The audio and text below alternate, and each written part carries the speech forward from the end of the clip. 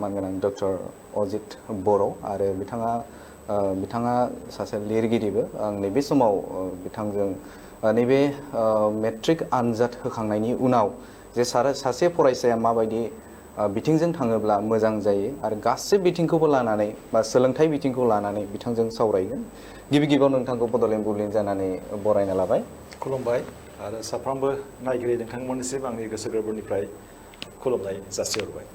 मैया मेट्रिक आनजादनि जे फिथाइ बे फिथाइखौ होनाय जाबाय। दा बेवहाय गोबां फरायसायानो बर' फरायसाफोरा उथ्रिसारनो हादों। खायसेया फार्स्ट डिभिजन लादों, सोरबा डिस्टिंक्सन लादों, स्टार मार्क लादों, सोरबा बिदिनो गोबां फरायसायानो पास आउट जाबाय। नाथाय बिथांमोननियाव मोनसे सोंथि जाखांदों जे बिथांमोना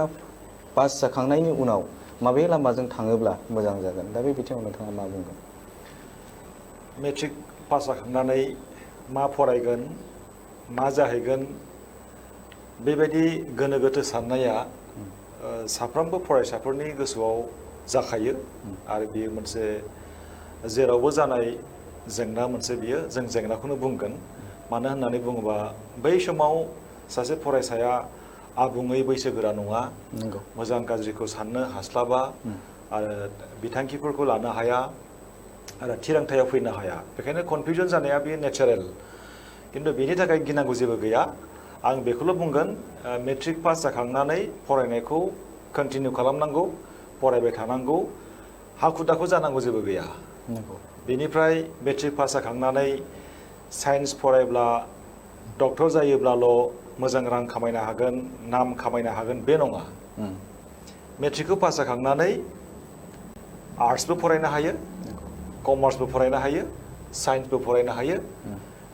दा मा फरायगोन? गिबियावनो गावनि मोजां मोननाय, गावनि इन्टारेस्ट बेखौ नायग्रोनांगोन। मा आयदायाव गावहा गोसो दङ आरो बिनिफ्राय साइन्स फरायनो हागोन ना हाया बेखौ गावबो एसे मोनदांखायो। गाव जायखौ मोजां मोनो बे मोजां मोननायखौ लानानै बियो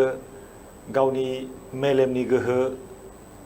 आरो गोसोनि गोहो बेजों रुजुनांगोन आरो बेनिफ्राय बेखौ लानानै बिमा बिफाजोंबो सावरायनांगोन, उदाङै सावरायनांगोन, बोसोन लानांगोन, फोरोंगिरिफोरजोंबो सावरायनांगोन, बोसोन लानांगोन, मा फरायोब्ला मोजां जागोन। दा बेनिखायनो गोनो गोथो जानांगौ जेबो गैया। आर्ट्स फरायब्लाबो खाबु दङ साख्रिनि, साइन्स फरायब्लाबो दङ आरो साइन्स फरायबादि साख्रिखौ मोनथारगोन बेबो नङा। दा बेनिखायनो साख्रि नागिरनायाव हाखु दाखु जानाङा आरो मा फरायगोन बेखौ बासिनायावबो हाखु दाखु जानाङा। बे आंनिफ्राय बुंनाय। खायसे जों ओरैबायदि नुनो मोनो जे बांसिन गासिबावबो बे बाथ्राखौ बुंनो हाया, नाथाय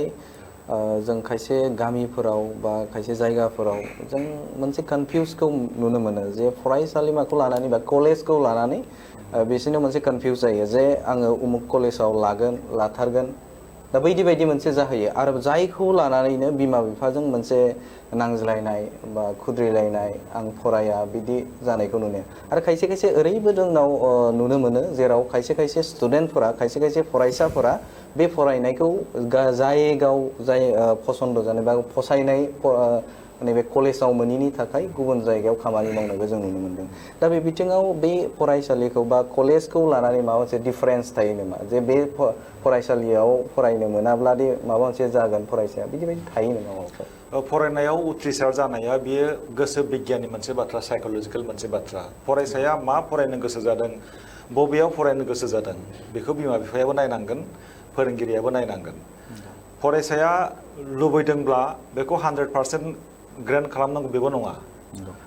बिमा बिफाया जबरदस्त खालामनांगौ बेबो नङा। बबे फरायसालियाव फरायगोन, थाखा फैसा दं होननानै दामि दामि स्कुलाव फरायब्लाबो जानाय नङा। माखासे बाथ्राखौ साननो नांगोन। गिबियावनो साननांगोन बै फरायसाया थारैनो बबेयाव फरायनो गोसो जामारदों। बियो बिनि साइक'लजिकेल बाथ्रा। बेनिफ्राय बै फरायसालिनि इनफ्रास्ट्राक्चार माबायदि, मोजांब्ला थारैनो बियो मटिभेट खालामनो हागोन। बैनि फोरोंथाया माबायदि, क्वालिटि नंगौना नङा, बैयाव टिचिं स्टाफ दंना गैया, बेनि एकाडेमिक एनभाइरनमेन्टआ, आबहावाया माबायदि, बेखौबो नायनांगोन। आरो बेनिफ्राय प्रिभियास एकाडेमिक एचिभमेन्ट रेकर्ड, सिगांनि बोसोरफ्राव फिथाइफ्रा, आनजादनि फिथाइफ्रा माबायदि, बेखौबो नायनांगोन आरोखि। दा बेनिखायनो मोनफ्रोमबो बाथ्राखौ लानानै बिमा बिफाजों, फरायसाया बिमा बिफाजों आरो फोरोंगिरिजों जयैनो सावरायलायनाया मोजां बेयाव मालाबा नांलाय खमलायबो जानो हागौ जे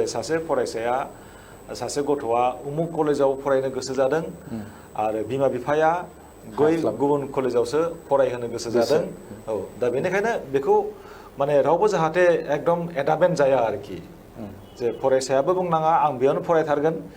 बिमा बिफायाबो बुंनाङा आं बेयावनो फोरोंथारगोन बिदि नङा आरोखि आन्डारस्टेन्डिं मोनसे फैनांगौ साइक'लजिकेलखौ नायनांगौ आरोखि बे आंनि साननाय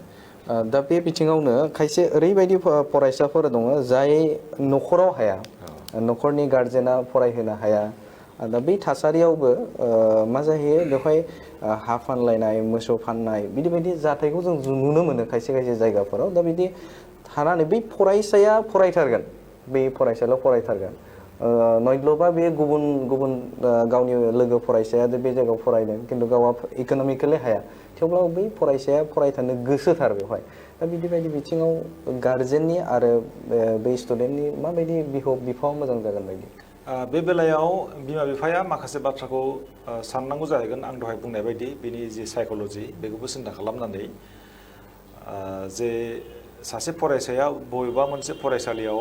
फरायनो गोसोथार खिन्थु थाखा फैसा हाया दा हाया होननानै फरायसानि लुबैनायखौ होबथानायाबो मोजां जानाय नङा बेखौ आङो बुङो बेनि गावनि गथ'नि लुबैनाय बायदि बै कलेजाव माबायदि फोरोंनो हागोन नांगौ जायोब्ला बियो गुबुननियाव मददबो बिनांगोन बेनि बिमा बिफाया आरोखि खिन्थु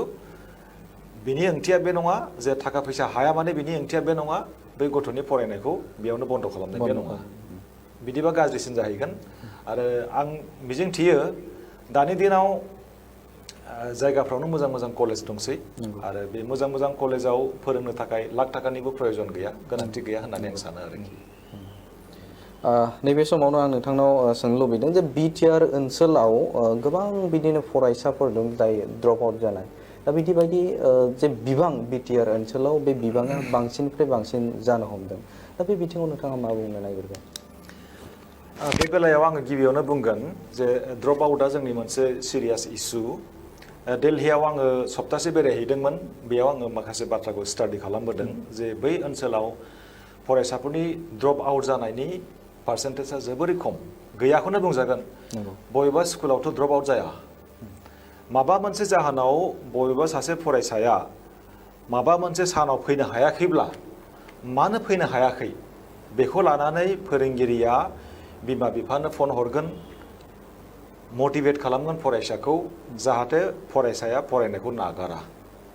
थ' बेबायदि मोनसे माने हाइ लेभेल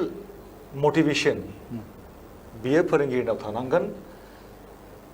माने क्लास रुमाव फोरोंबाय बियो रोंखोना रोंदिया न'आव थांनानै बियो मा खालामहैखो बा थाखोआव मानो फैदिया बेफोरखौ जुदि नेग्लेक्ट खालामोब्ला खिन्थु जि ड्रप आउट जानाय रेट बेयो मिनिमाइज जानाय नङा दा बेनिखायनो दिल्लीनि जि स्टाइल माने मोनसे स्ट्रं रिलेशनशिप फोरोंगिरि आरो बिमा बिफानि गेजेराव मोनसे स्ट्रं रिलेशनशिप क्ल'ज रिलेशनशिप आरो फोरोंगिरि आरो फरायसाफोरनि गेजेराव मोनसे खाथि सोमोन्दो बेखौ दोनथारनांगोन आरो बे गैयैयावनो मा जादों जे इन्डिभिजुवेल केयार इन्डिभिजुवेल एटेनसन मोना जायो सासे फरायसाया साइक'लजिकेलि मा सानो जे बयजोंबो मोजां मोनजानो लुबैयो बयजोंबो अनजानो लुबैयो बयनिबो जोथोन लुबैयो दा बेनिखायनो बै गथ'आ मा बुजिखो मा बुजियाखै मा मावखो मा मावाखै बेखौ जुदि फोरोंगिरिया एसेसो थाल लायाब्ला बै गथ'आ मा सानगोन माने आइसोलेटेड जे आंखौ फोरोंगिरिफ्रा मोजां मोना आंखौ जोथोन लायाखै आंखौ खबर लायाखै बेबायदि मोनसे गोसोआव साननाय फैयो आरो बियो आइसोलेटेड खालामगोन दा बेनिखायनो बे बाथ्राखौ साननांगोन फोरोंगिरिफोरनि बेयो मोनसे बिबान आरो फरायसाफ्रा ओरैबायदि गोसो जायो जे थाखो खथायाव मानो थाङो स्कुलाव मानो थाङो सोलोंनो थाखायसो थाङो नङा होनबा क्लासनि थाखाय होसो थाङो आंथ' बहुत गामि नुबाय साइकेल सालाय थाङो उन्दै हिन्जावसाफ्रा बबेहाय थाङो बिसोरो होसो 9 बाजियाव 10 बाजियाव थाखो दङ उमुकनि क्लास दङ थांथारनांगौ आरो होसो होसो थांगोन खायफाथ' थाबाय थाबाय थांगोन नाथाय थांनानै जुदि बियो थाखोखौ मोनहैयाबा क्लासखौ मोनहैयाब्ला बेहा मोनसे फ्रास्ट्रेसन फैगोन हाब दिनै आं इसिबां खस्थ' खालामनानै फैबाय दिनैबो क्लास गैया गाबोनबो क्लास गैया बिदि जुदि इरेगुलार जाबाय थायोब्ला क्लासआनो डेफिनेटलि बियो स्कुल ड्रप आउटआव कन्ट्रिबिउट खालामगोन आरोखि थ' बे जोंनि थाखाय मोजां नङा आरो बेनिफ्राय आं सानो इनफ्रास्ट्राक्चार फरायसालिनि जिरायनाय फरायसालिनि बिल्डिं आरो फरायसालिनि जि नांगौ रोखोमनि फोरोंनां आगजु टिचिं एइड्स बेफोर जुदि एग्रे बेग्रे जायाब्ला मा जागोन फोरोंनायाव गोसो गैया गैया जागोन गथ'फोरखौ जुदि जोङो प्रजेक्टरनि दारै कम्पिउटारनि गेजेरजों जुदि जोङो फोरोङोब्ला मा जायो बिसोर एट्रेक्टेड जायो मटिभेटेड जायो माने लेक्सार मेथडजोंल' जाहाथे फोरोङा बे बाथ्राखौ नोजोर होनांगोन आरो लेक्सार मेथडजोंल' फोरोङोब्ला मा जागोन गथ'फ्रा टेन्थ'नो ओंखारगोन आरो दिनैबो टेन्थ'योबा गाबोनबो टेन्थ'योबा बियो मा सोलोंगोन जेबो सोलोंनाय नङा थ' फाइनालि मा जागोन बियो फरिखायाव लिरनो हायाबा बे फेल जागोन फेल जायोबा बे लाजिगोन स्कुल ड्रप आउट जागोन आरो बेनिफ्राय आं सानो डिपार्टमेन्टनि माने फ्रिकुवेन्ट भिजिट गैयै डिपार्टमेन्टआ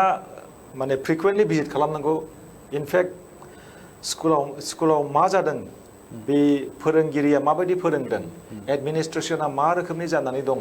आनजादफोरखौ माबायदि खुङो आरो बैनि इनफ्रास्ट्राक्चारा माबायदि बेफोरखौ डिपार्टमेन्टआ फ्रिकुवेन्टलि भिजिट खालामनानै नायनांगौ आरो बेखौ जुदि फ्रिकुवेन्टलि भिजिट खालामनानै नायब्ला मा जागोन बै स्कुलनि हेडआबो मोनसे सापर्ट मोनगोन बै स्कुलनि हेडआ मोजां जानो हागौ नाथाय मालाबा मा जायो बियो डिपार्टमेन्टनि सापर्ट मोनैयाव गावहाबो दुरबल जालाङो आरोखि दा बेफोरनो माखासे जाहोनफोर इरेगुलारिटिस माने क्लासनि इरेगुलारिटिस आरो बेनिफ्राय टिचारनि मटिभेसन लेभेला ल' लेभेल बेनिफ्राय डिपार्टमेन्टनि फ्रिकुवेन्ट भिजिट खालामै बेफोरनि जाहोननि थाखाय आं सानो ड्रप आउटआ जोंनि गेजेराव माने मिनिमाइज जायाखै आरो ससियेल मेडियानि माने जि मोनसे गाज्रि गोहोम बेखौथ' जोङो नुबाय थाखादों ससियेल मेडियाखौ जोङो मोजाङावबो जों बाहायनो हायो आरो बेयो गाज्रिबो खालामो दा बेनिखायनो ससियेल मेडियानि जिनाखि गाज्रि गोहोम बेखौ मिनिमाइज खालामनो थाखाय बिमा बिफाहा दायथ' दङ गावनि गथ' गथाया आखायाव मा लादों लेपटपखौ लानानै बियो मायाव बाहायदों बेखौबो माने नोजोर होनांगोन आरो बेनिफ्राय रल मडेल जायखौ जोङो बुङो रल मडेलनि आंखालनि थाखाय स्कुल ड्रपआ जानो हागौ आरोखि जे माने मोनसे थाखो खथायाव थाखो जुदि जायोब्ला हमनानै ला 50 जन फरायसाफोर दङ आरो सासेल' फोरोंगिरि थायो नङा होनबा 50 जन माने 100था मेगन बै 100था मेगना खिन्थु बै फोरोंगिरिखौ नायबाय थायो माने टिचारा एक्जिबिसनाव थायो आरोखि दा टिचारा बिनि लाइफ स्टाइल बिनि थानाय जानाय लोंनाय आखल आखु बुंनाय मावनाय बिनि स्पिरिट बिनि एनार्जि बिनि लेभेल अफ मटिभेसन बेफोर कमप्लिट बुस्थुखौ फरायसाफ्रा नकल खालामनो मोजां मोनो आरोखि दा जुदि बै फोरोंगिरिया फरायसाफोरनि लुबैनाय बायदिब्ला वेल एन्ड गुड नाथाय फोरोंगिरियानो जुदि दुरबलब्ला बा फरायसाफोरनि मेगनाव रल मडेलनि आंखालब्ला मा जागोन बिस्राबो गोसो बायगोन आरोखि बेनिखायनो रल मडेलनि जोबोरै गोनांथि दं होननानै आं सानो आरो रल मडेला साफ्रोमबो फोरोंगिरियानो जाथारनांगौ नोंथांनाव मिथिनो लुबैगोन जे सासे फरायसानि बा नैबे गार्जेना बा बिनि बिथागिरिया माबायदि जानाया मोजां माबायदि रल लानाया मोजां बे सासे फरायसाखौ मोजां फरायहोनो थाखाय बा गियान सोनो थाखाय बिमा बिफानि दायित्व माबायदि जानांगौ जोङो बेखौ मिथिनाया मोजां सासे फरायसाया हारसिं थानानै मोजां मोना बिसोरनो मा नांगौ लोगो नांगौ दा नाथाय जाय हान्जायाव बिसोर लोगो जाहैगोन बै हान्जाया माबायदि बेखौ नायनाया जोबोरै गोनां आरो सासे फरायसाया दि लोगो नांगौ होननानै माने खाराव माराव जाबाय थायो फरायसाफोरनि बा गथ'फोरनि बै लुबैनायखौ पेरेन्टसफ्रा खिन्थु फिलआप खालामनांगोन बिमा बिफाया फिलआप खालामथारनांगोन थ' आङो बेखौनो बुंनो नागिरदों मा गावनि गथ' गथायजों बिमा बिफाया मोनसे लोगो बायदि सोमोन्दो दानांगोन आरोखि जों मिथिगौ फिसाजोजों बिमाजों खाथि सोमोन्दो थायो जों मिथिगौ बिसोरो गासिबो मोजां गाज्रि बाथ्राखौ रायज्लायजोबनो हायो बेखौबो जों नुदों गोबां न'खराव फिसालाजों बिफाजों खाथि सोमोन्दो गैया बेखौ जोङो नुनो मोनदों नाथाय आङो बेखौनो बुंगोन बिफायाबो फिसालाजों लोगो बायदि बेबहार खालामनांगोन फिसालाया मा जेंना जादों फिसालानो मा नांगौ बियो माखौ हायाखै बेनि साइक'लजिया मा बियो मा मावनो गोसो जादों बेफोरखौ गासैखौबो स्टाडि खालामनो थाखाय सासे बिमा बिफाया गावनि गथ'फोरजों लोगो बायदि सोमोन्दो दानांगोन आरो बेनिफ्राय माखासे साक्सेस स्ट'रि थायो साक्सेस स्ट'रिखौ साफ्रोमबो बिमा बिफाया बै गथ'फोरनो खिन्थानो हानांगोन हमनानै ला अरुणिमा सिन्हानि बाथ्रा अरुणिमा सिन्हायाथ' मोनसे एग्जाम्पल साक्सेस स्ट'रि नङा होनबा आथिं थोंसे बे दानस' जादों नाथाय थोंसे आथिंजों बियो माउन्ट एभारेस्ट गाखोदों दा बैफोरबायदि साक्सेस स्ट'रिखौ गावनि गथ' गथायफोरजों बिमा बिफाया शेयार खालामनो हानांगोन आरोखि आरो बेखौ माला खालामनो हागोन फुंनि समाव ब्रेकफास्ट जाबाय बा बेलासियाव ओंखाम ज' जाबाय बा मोनाबिलियाव ओंखाम ज' जाबाय बे समाव बेखौ शेयार खालामनो हायो आरो ओरैबायदिबो जानो हागौ जे खायफा बिमा बिफा गैया खायफा गथ'आ होनबाबोथ' बेहा गार्जेन दङ नङा होनबा आरो फोरोंगिरियाबो बिनि गार्जेन जानो हागौ सोरबा बिनि बिबथै बियायं बिसोरबो गार्जेन जानो हागौ बिसोरबो बेखौ शेयार खालामनो हानांगोन आरो बिनिफ्राय सोरबा ओरैबायदिबो जानो हागौ जे उन्दैनिफ्रायनो हस्टेलाव थानाय दा बै हस्टेलाव थायोब्ला बेनो सोर खिन्थागोन साक्सेस स्ट'रिखौ सोर शेयार खालामगोन थ' बिनि गार्जेना बेखौ दायथ' लानांगोन बेनिफ्राय गथ'फोरखौ माब्लाबाबो आइस'लेटेड खालामनाङा न'आव हारसिं हारसिं दोनथारनाङा आरो गथ'फोरनि जि इन्टारेस्ट बा मटिभेसन लेभेल बेखौ हाई खालामनो थाखाय गथ'फोरखौ सम सम बेरायनो लांनांगौ टाउनावनो हमनानै ला बबेबा लेखा दखानाव ज' ज' थांबाय लेखा दखानाव ज' ज' थांनानै गावनि फिसाला फिसाजोआ मा लेखा बायनो गोसो जादों हगारनानै होनांगौ गोसो बायदि बायथों खारन लेखा दखानावथ' गाज्रि लेखा फानखाया मोजां लेखाखौसो फानगोन गावनि गोसो बायदि बे लेखा जुदि बायनो गोसो जानानै बायनो मोनोब्ला बेबो बिनि मोनसे इन्सपिरेसन जागोन आरोखि आरो थाखा फैसा गैयाब्लाबोथ' लेखा दखानाव लांनो हायो नङा होनबा आरो गुवाहाटिफ्राव लांनो हायो शिबसागराव लांनो हायो जोंनि आसामावनो गोबां बेरायथावथाव जायगाफोर दङ काजिरङा दङ आरो फेमिलि ट्रिप्सफोरखौ लानांगौ ज' ज' थांनानै बहाबा बोसोराव खेबसे बेखिनि आरो बेखौबो नोजोर होनांगोन जे पियार ग्रुप माने फिसा फिसा हान्जा फिसा फिसा हान्जाया ओरैबायदि मोनसे गोहो थायो बिसोरनि एक्टिभिटिस बिसोरनि थांखि सासे मोजां गथ'खौ बिसोरो गावसोरजों लांफानो हायो गोरलैयै लांफानो हायो खारन सासे गथ'आ सब समय लोगोफोरजों थानो मोजां मोनो दा बेनिखायनो बै गथ'आ माबा मोनसे हान्जाजों लोगो जानो नागिरदोंब्ला बै हान्जानि थांखिया मा बै हान्जानि एक्टिभिटिस बा खामानि मावनायफ्रा मा बेखौ बिमा बिफाया थारैनो सांग्रां होनांगोन आरो मोनसे बाथ्राखौ आं बुंबावगोन बिमा बिफाया गथ'फोरनि थाखाय मा मावनांगौ नङा होनबा नट टु माच लाभ एन्ड नट टु माच प्रटेक्सन बांद्रायबो दा अन आरो बांद्रायबो प्रटेक्सन दाहो माने बांद्रायबो बादा दाहो बेखिनि आरोखि बे जोबोरै गोनां दिनै जुदि सासे फिसाला बा फिसाजोआ जुदि 50 रां बियोब्ला अननानै जुदि बेखौ 100 थाखा हरोब्ला मा जागोन बिसोरनि गोसोआव हाब आंनि आइ आफाया आंखौ इसेबां अनो होनबाथ' आङो आरो माथो बारा बिबावनो हागौमोन नङा होनबा बिब्दिनो 100 थाखा बिबाय 100 बिबाय 200 हरबाय बिदिजों जानाय नङा माने एसे बेखौ चेक खालामनांगोन 100 रांखौ बिदों मानो बिदों बेखौ नागिरनांगोन बेनिफ्राय बांद्राय माने बादा होनाय प्रटेक्सन बेबो जानाङा माने गथ'फ्रा माखासे गाव गावनि फ्रिडमखौ लुबैयोथ' आरो लिबार्टि एन्ड फ्रिडम बिसोरो उन्दैनिफ्रायनो जोनोमनिफ्रायनो लुबैखायो आरोखि गावनि गोसोबायदि बुंनाय गावनि गोसोबायदि मावनाय बे रोखोमनि लुबैनाया माखासे स्टेजसिम थायो दा बेखायनो बेखौबो नायनांगोन बिदिजों थांनांगोन आरोखि बे आंनि नोजोर बियो दा बेहाय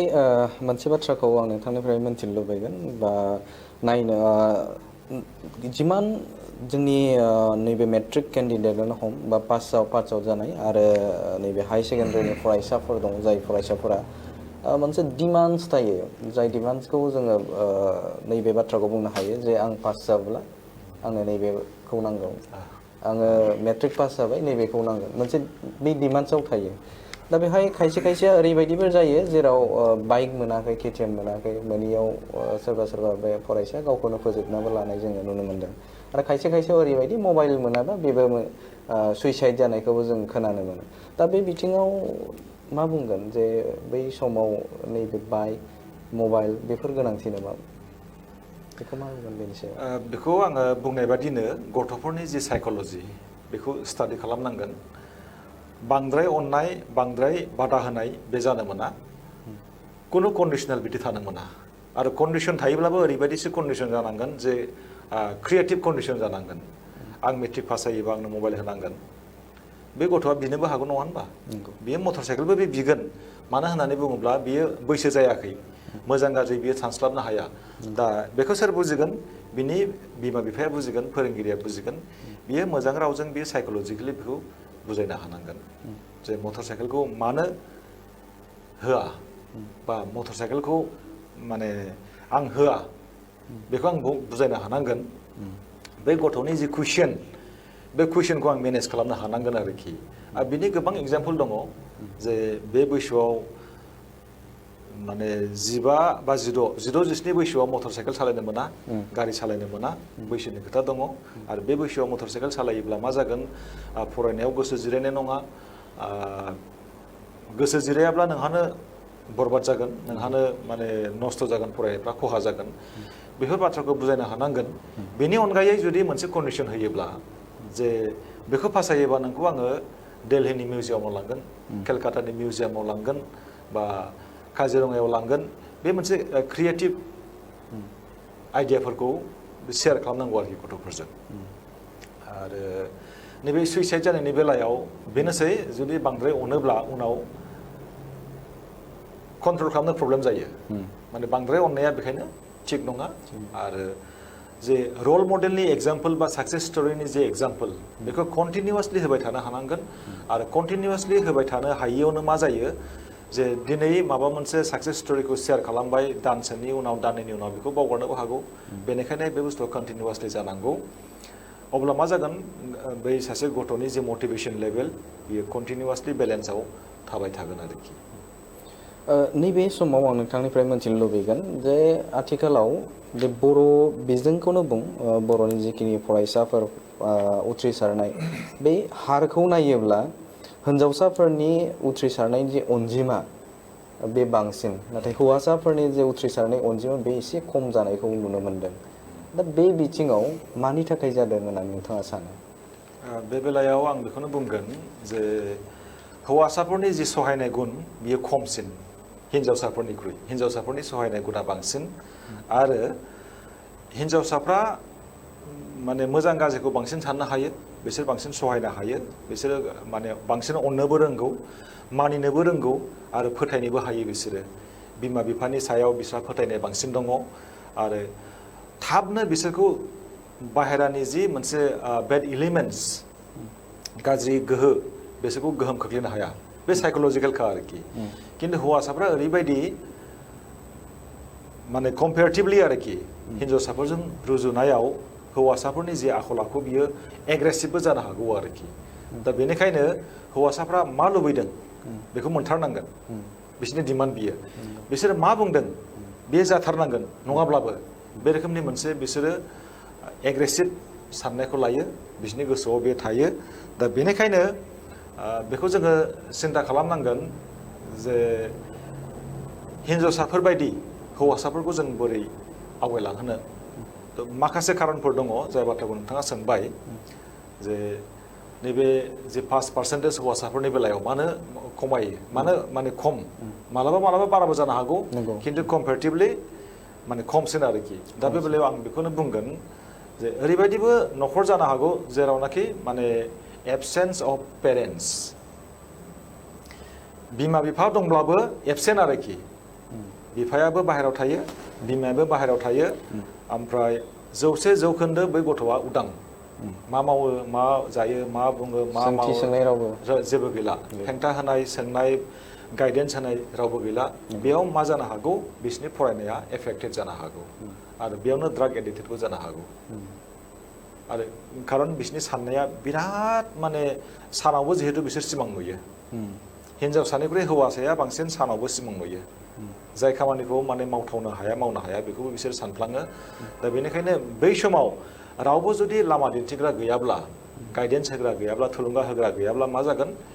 डेफिनेटलि बिसोरनि फरायनाय आखल आखु गासिबो एफेक्टेड जागोन आरो बेयावनो रिजाल्टआ गाज्रिया जाखागोन आरोखि दा बेफोर माखासे खारनफोर जानो आरो गुबुन मोनसे खारना ओरैबायदिबाव ससियेल मिडियाया थाबैनो हौवासाफोरखौ एफेक्टेड खालामो आरो पियार ग्रुप उन्दै गथ'फोर उन्दै हान्जाफोर लोगोफोर बिसोरो थाबैनो बिसोरखौ एट्रेक्टेड खालामनो हायो दा बेफोर बुस्थुखौ जोङो नायनांगोन बिमा बिफाया बेखौ जोङो बोरै रैखाथि होनो गथ'फोरखौ बिसोरनि रिजाल्टखौ जों बोरै मोजां खालामनो बिनि थाखाय दहाय आं सिगाङाव बुंनाय बायदि मोनसे गावनि गथ'फोरजों सासे लोगो बायदि सोमोन्दो दानाय बियो जोबोरैनो गोनांथार लोगो बायदि सोमोन्दोआ बे नङा जे फाफ्लि हमलायनाय बेबो नङा थारमाने मोनसे अनलायनाय ओरैबायदि अनलायनाय जे बिमा बिफानि सायाव बै गथ'हा फोथायनाय थायो आरोखि फिसालाया बा फिसाजोआ गावनि बिफाखौ फोथायो गावनि बिमाखौ फोथायो मान होयो मा बुङो बेबायदि मोनसे रल मडेलनि एग्जाम्पलबो जानांगोन बिमा बिफाया अब्लासो आरोखि होनब्लाना बे न'खरा मोजांबो जागोन बिमा बिफाया बिदि जुदि आखल आखु दिन्थिनो हायोब्ला एग्जाम्पल जायोब्ला डेफिनेटलि फरायनायावबो मोजां जागोन आरोखि बे बिथिङावनो आङो नैबे बाथ्राखौ नोंथांनिफ्राय मोनथिनो लुबैदों दा आथिखालाव ससियेल मिडियानि मोनसे सम जाय समाव जुदि नोजोर होयोबा ससियेल मिडियायाव वाट्सएप थाहैबाय ओजोंहाय फेसबुक थाहैबाय इउटिउब थाहैबाय दा बे बिथिङाव माबायदि बाहायोब्ला सासे फरायसाया मोजां जानो हागोन आरो गुबुन फारसेथिं जुदि नोजोर होयोब्ला जोङो बर'नि स्टुडेन्टफोरा बा फरायसाफोरा नैबे ससियेल मिडिया बाहायनायजों बे फरायनायनि हारा बा फरायनायनि जे पास आउट जानाय बे एसे खम जादों बायदिखौ सानो नामा नोंथाङा डेफिनेटलि गोहोम खोलैदों नामा डेफिनेटलि न'आव मोनसे डिसिप्लिन खालामनांगोन मोनसे खान्थि खालामनांगोन गथ' गथाया मबाइल नायनो मोना कमप्लिटलि बादा होनांगोन उमुक बैसोनिफ्राय उमुक बैसोसिम उमुक टाइमनिफ्राय उमुक टाइमसिम मबाइल नायनो मोना टिभि नायनो मोना लेपटप नायनो मोना मोनसे रुल जाय जेरै सुबिदा एरै आरोखि आरो फरायसालियावबो बिदिनो रुल डेफिनेटलि मोनसे रुल दङ जे थाखो जायोबा रावबो मबाइल बाहायनो मोना बिदि मोनसे रुल दङ दा बिदिनो माने गावनि न'खराव आरो फरायसालिफ्राव बिदि रुलखौ जुदि स्ट्रिक्टलि फल' खालामहोयोब्ला डेफिनेटलि ससियेल मिडियानि जे गाज्रि मोनसे गोहोम बियो खमायलांगोन होननानै आङो फोथायो आरो नोंथाङा मा सोंबावदोंमोन दा बेखायनो आं नोंथांनाव मोनसे बाथ्राखौ मोनथिनो लुबैदों खायसे ओरैबायदि न'खर दङ जाय न'खराव गावनि गथ'खौ बा उन्दै बैसो जायखौ गाव गुबुन खामानियाव बेस्थ' थानोसै गारजेना आरो बे बिथिङाव मबाइल होनानै बेनो गेम गेलेनो मोनसे खाबुखौ होयो दा बेवहाय गावनि खामानिखौ डाइभार्ट खालामनानै बे गथ'खौ बे बिथिङाव नारसोहरो दा बे बिथिङाव माबायदि रल जानांगौ बेयाव बेथ' गाज्रिसो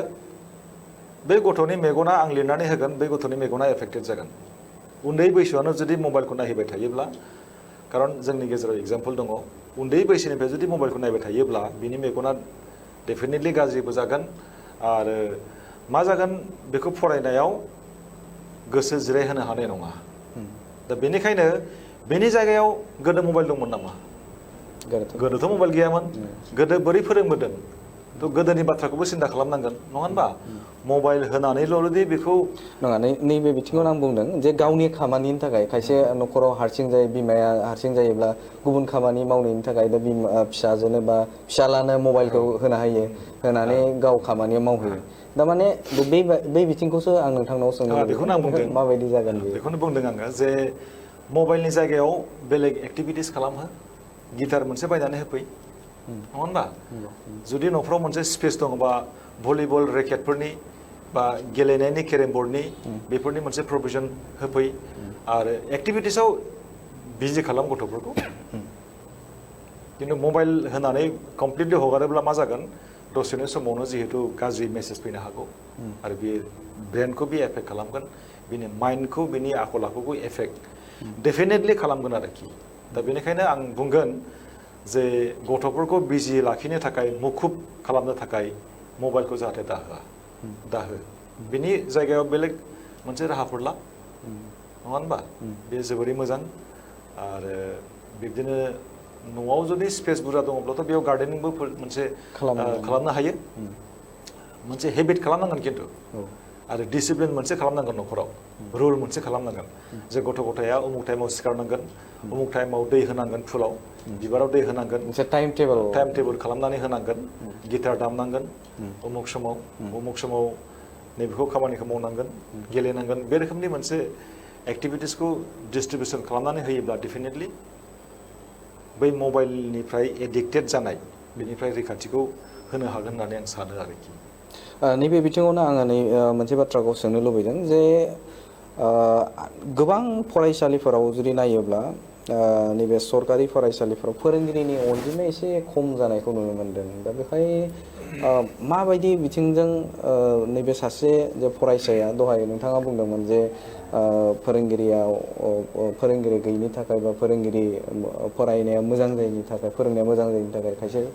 फरायसाफोरा गोसो ज'आ बै बाथ्राखौ नोंथाङा बुंदोंमोन दा बेवहाय बिटिसि एरियायाव जुदि नायोब्ला बिटिआर ओनसोलाव जुदि नायोब्ला खायसे फरायसालिफोराव फोरोंगिरिया एसे आंखाल दा बे बिथिङाव सरकारा माबायदि राहा लानाया मोजां जागोन फोरोंगिरि गैयाबा फरायसाफ्रा मा सोलोंगोन सोरनिफ्राय सोलोंगोन फोरोंगिरिखौथ' जों एपइन्टमेन्ट होनो हाया सोरबा समाजा एपइन्टमेन्ट होनो हाया बेखौ सोर एपइन्टमेन्ट होगोन सरकारासो होगोन ना बेखायनो बेखौ दायथ' लानांगौ सरकारा आरो टिचार एपइन्टमेन्ट होनायाव एज पार दा लेटेस्ट गाइडलाइन नायनांगोन बै फोरोंगिरिखौदि बै बिजाथिखौदि सासे फोरोंगिरि महरै एपइन्टमेन्ट होगोन बै फोरोंगिरियाव मा दङ बियो माने फोरोंगिरिदि बे जानो फैदों बियो बेखौ लास्ट अपसन हिसाबैसो जुदि लायोब्ला जे जिउआव आङो जेबो जायाखिसै आं फोरोंगिरिखौनो जानोसै बे रोखोमनि बहुद दङ दा लास्ट अपसन हिसाबै लायोब्लाबो फोरोंगिरि हिसाबै बियो जुदि साख्रि मोनोब्ला बेखौ उइथ डेडिकेसन उइथ मटिभेसन जुदि खामानि मावोब्ला मुलाम्फा जागोन फरायसाफ्रा दा बेनिखायनो डिपार्टमेन्टआ बेखौ नायनांगोन बबेहाय फोरोंगिरि दं बबेहाय फोरोंगिरि गैया नायनानैसो होनांगोन फोरोंगिरियानो गैयाब्ला माथो जानो नङा होनबा स्कुल द्रप आउटआ जाखागोन सुइसाइड जागोन आर्लि माने उन्दै बैसोआव हाबा जागोन डेफिनेटलि बेफोर जागोन ड्राग एडिक्टेड जागोन न'निफ्राय ओंखारलांबाय स्कुलाव थांनो होननानै आरो स्कुलाव जुदि रावआनो गैलाब्ला आरो इलेक्सन टाइमाव मा जायो बबेबा स्कुलाव ओरैबायदि दं सासेल' फोरोंगिरि दं बे फोरोंगिरियानो इलेक्सन डिउटियावबो थांनांगौ जाहैयो होनबा बै फरायसालिखौ सोर नायगोन फरायसाफोरखौ सोर नायगोन बेखायनो आं बुंदों माने फ्रिकुवेन्टलि भिजिट खालामनांगौ डिपार्टमेन्टआ थाब जुदि भिजिट खालामोब्ला बबेहाय मा जेंना दं मा जेंना गैया बेखौ नायनो हागोन आरो आंथ' दिनै नोंथांमोननि चेनेलजों आङो माने खावलायगोन डिपार्टमेन्टखौ आरोखि जेराव फोरोंगिरि गैया थाबैनो एपइन्टमेन्ट होनांगौ आरो बिनिफ्राय जोङो सावरायोब्ला गाहायै जर'खायै बर' बिजोंनि फरायसाफोरनि थाखायनो जों सावरायखानांगोन नङा होनबा दा बेनिखायनो जोंनि बर' बिजोंनि फरायसालिफ्राव ओरैबायदि मोनसे जेंनाखौ जों नुदों सानखान्थिनि फोरोंगिरि गैया माने फोरोंगिरि दङ खिन्थु सानखान्थि फोरोंनो हानाय गैया मेथ्स फोरोंनो हानाय गैया साइन्स फोरोंनो हानाय गैया थ' बिदियाबो मोनसे जेंना जायनि जाहोनाव मोजां स्कुलाव एडमिसन होसेयावबो बिमा बिफाया गावनि गथ'फोरखौ मा खालामनांगौ जायो प्राइभेट टिउसनाव हैनो गोनां जायो प्राइभेट टिउसनाव मानो हैनो गोनां जाखो जेरावनाखि थाखा बुरजा होनानै एडमिसन होदों मोजां स्कुल होननानै बेयाव जुदि मेथ्सनि फोरोंगिरि गैयाब्ला दुरबल जाखागोन मा बुजिगोन मेथ्सखौलाय फोरोंगिरि नङाब्ला साइन्सखौ मा बुजिगोन जेबो बुजिनाय नङा दा बेनिखायनो बेफोरखौ सरकारा बा डिपार्टमेन्टआ बेखौ नायनांगौ आरो बिनिफ्राय जोङो सावरायनायखौ फोजोबसिगोन नामा जोबनायाव आंहा माखासे बुंनांगौ दङ साजेसन हिसाबै नैबे समाव आं मोनसे बाथ्राखौ सोंबावनो लुबैदों बा थामहिनबा नोंथाङा मिथिखागौ बा नुनो मोन्दों जानो हागौ ससियेल मिडियानि गेजेरजों आरो निउसनि गेजेरजों नोंथाङा नुदों जानो हागौ बेहाय दुलाराय बर' फरायसा आफादा माखासे फरायसालिफोराव फोरोंगिरि मोनसे भलेन्टियार फोरोंगिरि महरै थिसननाय जादों दा बे बिथिङाव नोंथाङा मा बुंनो नागिरो एक्जेक्टलि बे भलन्टियारिलि माने सार्भिस होनो थाखाय माखासे फोरोंगिरि एपइन्टमेन्ट होदों बेखौ आं मिथिया खिन्थु मोजाङै आरो जुदि बेखौ मावनायाथ' बिराद बाख्नायथाव जोबोरै बाख्नायथाव आरो आङो मिजिंथिदों दुलाराय बर' फरायसा आफादनि बे मोजां खामानिया मोजां थांखिखौ जाफुंहोगोन आं मिजिंथिदों आरो बेखौनो आं खावलायगोन जे जाय बिथांमोनखौ थिसनदों बै बिथांमोनहा जाहाथे फोरोंनायाव आखा फाखा जायो फोरोंनायखौ जाहाथे उइथ डेडिकेसन फोरोङो बेखौल' आं खावलायगोन आरोखि नैबे समाव जोबथारनायाव जोंनि जे खायसे बर' फरायसाफोर दङ बे फरायसाफोरखौ गार्जेनफोरखौ नोंथाङा माबा मोनसे बुंनो गोनां दङ नामा बुंनांगौआ सरकारनि फारसेबो आं बुंगोन जे जोङो गोबां समाव ससियेल मिडियाफ्राव जोङो नुबोदों बर' मिडियामनि बाथ्राखौ लानानै बर' मिडियामखौ जोङो फोथांनानै लाखिनांगौ बेफोर बाथ्राखौ जों नुबोदों गोबां माने दान्थे बिदान्थे जाबोदों बे बेलायाव आङो बेखौनो बुंगोन जे आरो जोंहा फारसेथिं फोरोंगिरिनिबो जेंना फोरोंगिरि दंब्लाबो मा जायो रेगुलारिटि गैया फोरोंनायनि रेगुलारिटि गैया फोरोंनायनि क्वालिटि गैया आं दहाय फुङाव मोनसे WhatsApp-आव नायदों आङो आंनियाव 70नि बाराबो WhatsApp ग्रुप दङ आंनि मबाइलाव दा 70 बिनिबो बारा दङ मोनसे WhatsApp ग्रुपआव आं नुबाय जे ओरैबायदि आं नुदों सोरबा सोरबा ओरैबायदि फोरोंगिरि दंनो जे बिसोरो इंलिसनि स्पेलिंफोरखौ मोजाङै रोङा इंलिसखौ मोजाङै फोरोंनो हाया बिदिबो आं नुदों आरोखि थ' बिदिबा जोंनि थाखाय दुखुनांथाव गावनो रोङाब्ला गाव मा फोरोंगोन दा बे जि फोरोंगिरिनि क्वालिटि फोरोंनायनि क्वालिटि गैयै आरो बिनिफ्राय जि इनफ्रास्ट्राक्चारनि उइकनेस बेफोरखौ गैया खालामनो मोजां खालामनो फरायसाफोरनि रिजाल्टखौ मोजां खालामनो मोनसे राहा लानांगौ बर' मिडियामनि मोनसे मडेल स्कुल गायसननांगौ बे मडेल स्कुला ओरैबायदि जागोन कमप्लिटलि बियो गभर्नमेन्टनि आन्दाराव बे जागोन बेयाव एपइन्टमेन्टआबो बिसनिफ्राय जागोन सुपारभिजन एडमिनिस्ट्रेसन कमप्लिटलि मोजां सिस्टेमाव बियो जागोन आरो आं मिजिंथिदों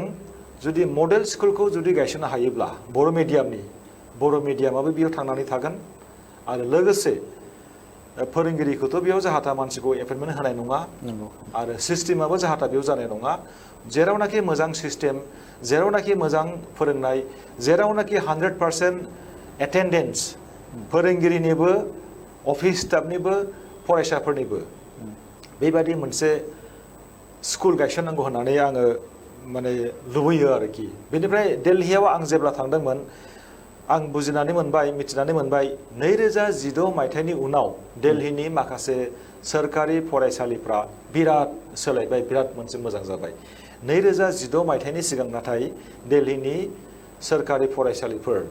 LP school ME school high school बिसोरो थैहां बरबहांमोन आरोखि 2016नि उनाव माबायदि सोलायखो बेयाव बेनि जाहोनफ्रा जाहैबाय सोरखारनि माखासे प्लेनिंनि एक्जिकिउसन प्लेनिंल' खालामबा जानाय नङा बेखौ एक्जिकिउट खालामनांगोन बेनिफ्राय टिचार्सफोरनि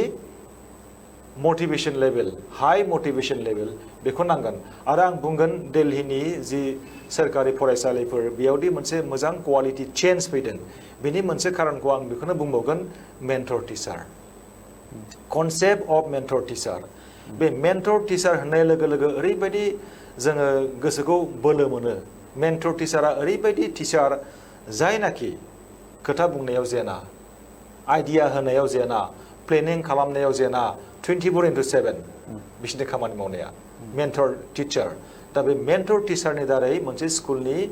जि फोरोंनाय बे क्वालिटि जादों आरो बेनिफ्राय टिचार्सफोरनि जि एटेन्डेन्स बे 100% जादों आरो डिसिप्लिन टाइम टेबोल मानिनाय बियो माने एक्युरेट जादों आरो फरायसाफोरनि जि एटेन्डेन्स बियो 100% जादों आरो स्कुल ड्रप आउट जेंना बे 100% सल्भ जादों बे मेन्टर टिचारनि दारैनो आरोखि दा बेनिखायनो जोंनि बे बिटिआर ओनसोलावबो मेन्टर टिचारखौ माने स्ट्रेंथेन खालामनांगौ आरो आं मडेल स्कुलनि खोथा बुंदोंमोन नाथाय बियो बिटिएडिआवल' जानो मोननाय नङा बिटिएडिनि बाहेरानि ओनसोलावबो जेरावनाखि बर' मेजरिटि दं बैफ्रावबो जुदि बर' मिडियामनि मोनसे मडेल स्कुल गायसनोब्ला डेफिनेटलि जों बयहाबो मुलाम्फा जागोन होननानै आं सानदों आरो बिनिफ्राय बै फोरोंगिरिफ्रा फरायसाफोरनि न'खर न'खर बेरायनाय बेखौथ' जों लिरनायावल'सो जों नुयो माने home visits of the students होननानै जों लिरनायल' जों नुबाय नाथाय खामानियाव जों नुनो मोना आरोखि प्रेक्टिकेलि गैया दा बेनिखायनो जुदि सासे फरायसाया थाखोआव माबा मोनसे जाहोननि थाखाय सानसे बा साननै फैयाखै मानो फैयाखै न'आव बियो होसो होसो थांनो हानांगोन आरोखि बेनि मोनसे सिस्टेम थानांगोन न'आव थांनानै मटिभेसन होनांगोन मानो फैयाखै गोनां जायोब्ला बिनि सुबिदाखौबो खालामनानै होनांगोन थ' बेफोरबायदि सिस्टेमा थानांगोन आरो बिनिफ्राय फ्रिकुवेन्ट भिजिटखौ आं सिगाङावबो बुंदों आङो डिपार्टमेन्टनिफ्राय फ्रिकुवेन्ट भिजिट खालामोब्ला बै स्कुलनि आबहावाया सोलायनो थुलुंगाखांगोन आरोखि थ' बेखिनिखौनो आं बुंदों नैबे समाव नोंथांमोनजों बड'लेण्ड बुब्लिनि गेजेरजों नैबे सोलोंथाइनि बिथिङाव गोबां बाथ्राखौ नोंथांमोननो फोरमायबाय आरो नोंथांमोना हयथ' बुजिनानै मोनदों जे बिथाङा सासे फरायसाया मेट्रिक बा हाई सेकेन्डारि आनजाद उथ्रिसारनायनि उनाव माबे लामाजों थाङोब्ला मोजां जागोन बेनि बाथ्राखौ बिथाङा बुंदों ससियेल मिडिया बाहायनायनि बिथिङावबो बिथाङा रोखायै गोबां बाथ्राखौनो बुंदों बे समाव नोंथांमोना गासिबो बुजिनानै मोनदों नैबे समाव नोंथांखौ बड'लेण्ड बुब्लियाव दान्दिसे सम होनायनि थाखाय नोंथांखौ साबायखर बावो गोजोन्थों गोजोन्थों